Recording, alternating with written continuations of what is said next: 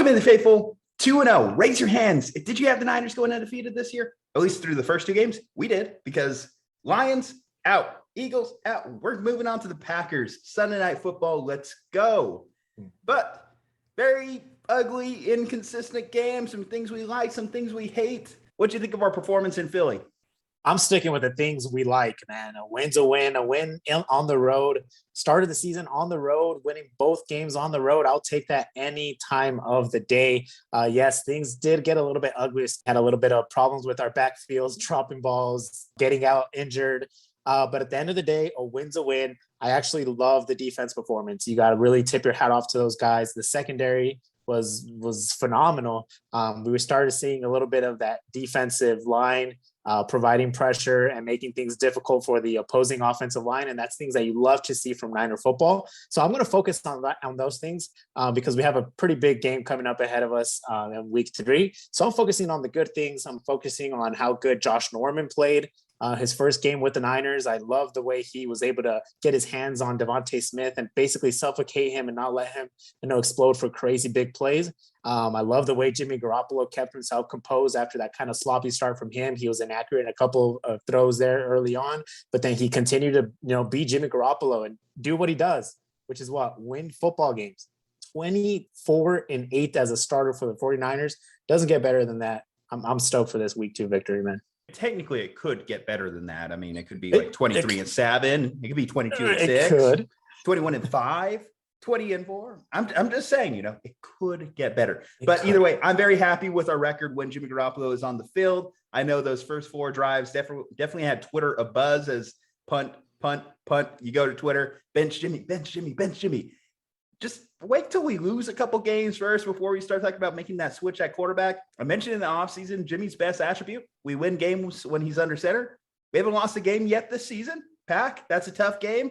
Wait and see. Even then, I might not be willing to make a move, but the offense looks sloppy. Maybe you could kind of talk me into it at points. Let's like some more good stuff here. The defensive game plan against Philly. Our best game I think I've seen us have in a while against a mobile quarterback, particularly on that fake 4th down goal line stand that they had. I was impressed that the defense held strong, didn't blow assignment. There was always a man on Jalen Hurts.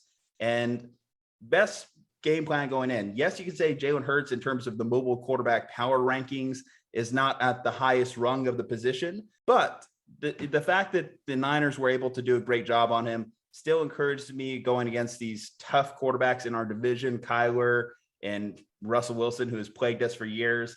If they could maintain a similar game plan against those guys, even though I'm a little bit more afraid of those guys' arms, then I'll feel very confident in those games. Nick Bosa, 2 sacks. So Bosa is back. He looks healthy. I will take it. Let's talk a little bit of the bad, though. Speaking of the people that aren't healthy, our backfield, man. I mean, Jesus Christ, Elijah Mitchell, he's in, he's out. JaMychal Hasty, he's in, he's out. We even see Trey Sermon get his first snaps. He's in for a snap, and then he's out. And that was a cheap shot. It was a cheap shot while he's out. So yes. I don't hold anything against Hasty. He had a great run on that play, too. I was a little excited. I was like, okay, I want to see more of this guy. And sure enough, he's down on the field because takes one to the back of the head, lands on his head, front of the head. It was a very ugly play. Hopefully he's okay. At this point, just resign Frank Gore because Jimmy Garoppolo was leading our backfield in rushing yards going into halftime. And unless we're going to turn in Jimmy Garoppolo into a 20-carry game guy, we need to start citing some more backfield depth. That's the same Wayne Gallman and all those guys that we had earlier in the roster are gone. But who would have saw this kind of happening to our backfield? Oh, except every Niners fan in the last 3 years who has seen our backfield get decimated. Every position on our football team get decimated. And Elijah Mitchell holds strong, man. I'm a little concerned about Elijah Mitchell. Maybe it's just a good Philly run defense I got to chalk it up to because they did a great job on the Niners run game. I don't know if they said, we're just going to key on this. We're going to make Jimmy Garoppolo beat us. Contained it. It was maybe 2 yards a carry, maybe 3 yards a carry at best. Unable to get any momentum on the ground. Yeah, you didn't see those typical huge chunk yard plays that you usually see from the backfield in San Francisco, which is kind of concerning, right? Because you are basically putting the game into the hands of Jimmy Garoppolo, and you're forcing Jimmy Garoppolo to make key throws, which he did. Which again, I don't know where this, why that's always such a bad thing to have the ball in Jimmy Garoppolo's hands through 2 games, no interceptions, has less than 10 incompletions in both games. And I mean, he was just phenomenal again today. If it ever comes to that, to a team who just shuts down the running game like they did today, I'm pretty comfortable with Jimmy Garoppolo standing back there and having to make the throws that he did. There were a couple of ones that he would had to really thread the needle and fit balls into Deebo Samuel, which he did. And even on Brandon Ayuk, thank you for showing up at least once this year. One target. Thank you for there that. We go. One target, but I mean, it was a pretty crucial catch there, and actually a phenomenal back shoulder throw there by Jimmy Garoppolo. But we had to kind of 2 targets, 1 catch. I forgive me. I was mistaken at his subpar. Yeah, we had to really keep track of the targets there because one makes a difference here at this point with Brandon Ayuk. But I'm still going to stick with the positives here. We saw Juwan Jennings, our phenomenal 7th round draft pick from last year's draft, come up with his first catch of the NFL, turning into a touchdown, and then he even made another pretty big play later in the game. Moving forward, I just want us to be healthy at this point. That's really all we could ask for. The wins are nice, but yeah, it's kind of devastating seeing the injuries to the backfield pretty quick too. It all happened just so quick, and that's when you almost had a moment of like panic there, because that's when Philly started gaining a little bit of momentum on us as well. Luckily for us on that end, Jeff Wilson Jr. is supposed to come back at some point. Hopefully that's sooner rather than later, because we really need him at this point. So other than that, I mean, I was pretty happy with this performance. Not every week's going to be perfect. There's never going to be a perfect week. The fact that the offense started struggling there early on and they came back and they still were able to pull off this dub, I'm with it. One other positive I want to highlight: Javon Kinlaw had a blocked kick in this game.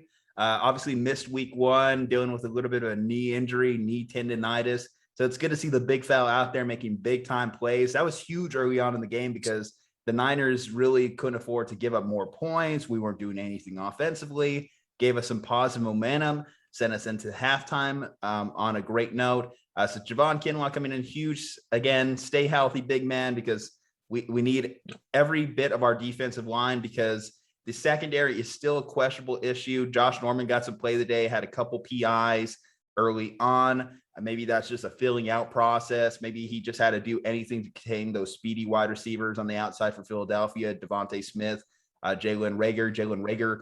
Looked like he had Demondor Lenore beat on one, but smart play by Lenore to read the sidelines, know that his guy stepped out of bounds, because I was a little concerned. I was like, did you just really give up on that play? Sure enough, the guy's intelligent. I think we have something there with Lenore. I'm a little concerned that Ambry Thomas was inactive in today's game, which is just okay. The Trey Lance thing is a whole separate thing, but the fact that our 3 first-round picks, our first 3 round picks are kind of in, out. Aaron Banks hasn't suited up yet this year. Ambry Thomas has been subpar and then didn't suit up today. Trey Sermon, we mentioned what happened to him. That's not a good look. Let's be frank about it. And then last year's first round picks, Javon Kinlaw, like I said, big play today.